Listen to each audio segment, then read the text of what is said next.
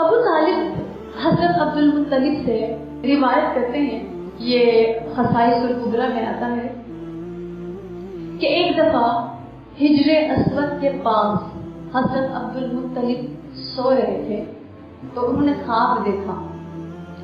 خواب میں ایک بہت بڑا درخت دیکھا. اس درخت کی اونچائی آسمان تک تھی اور اس کی شاخیں مشرق اور مغرب کو شاخوں نے گھیر رکھا تھا، اور اس درخت کے نور جو اس کا نور تھا وہ سورج کے نور سے 70 گنا زیادہ تھا.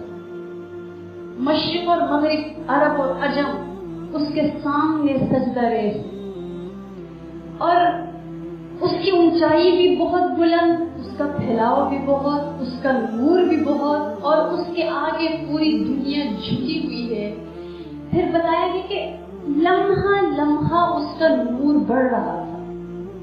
پھر دیکھا کہ قریش میں سے ایک جماعت ہے جو اس کے پتوں کے ساتھ وہ چمٹے ہوئے ہیں، وہ لوگ جماعت کے لوگ، اور کچھ ایسے ہیں جو اس کی شاخوں کو کاٹنے کے لیے آ گیا ہے. اور جب ایسا ہوتا ہے تو بہت خوبصورت نوجوان جن سے خوشبو آ رہی ہوتی ہے وہ آگے آ کر ان کو روک دیتا ہے. تو اتنے میں حضرت عبد المطلب اپنے ہاتھ بڑھاتے ہیں کہ میں بھی اس درخت میں سے کچھ لوں، لیکن وہ وہاں پہنچ نہیں پاتے.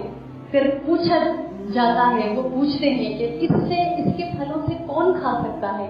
تو جواب آتا ہے وہ جماعت جو اس کے پتوں کے ساتھ چمٹی ہوئی. اس کے بعد چونکہ ابھی یہ بہت پہلے کا خواب تھا، اس وقت چونکہ ابو طالب حضرت عبد المطلب کی اولاد میں کافی اسٹیٹس والے تھے تو اور صفات بھی بہت زیادہ تھی، اس لیے وہ جب خواب انہوں نے دیکھا، انہوں نے کہا کہ میں نے جو یہ خواب دیکھا، میرے نزدیک اس خواب کی تعبیر جو ہے وہ تم ہو، یعنی ابو طالب. تو ابو طالب مجلسوں میں یہ خواب بیان کیا کرتے تھے، یہاں تک کہ جب محمد رسول اللہ صلی اللہ علیہ وسلم کی ولادت ہوئی تو وہ قسم کھا کے کہا کرتے تھے کہ اللہ کی قسم ہے اس خواب سے مراد ابو القاسم علیہ السلام ہے، یعنی نبی کریم صلی اللہ علیہ وسلم.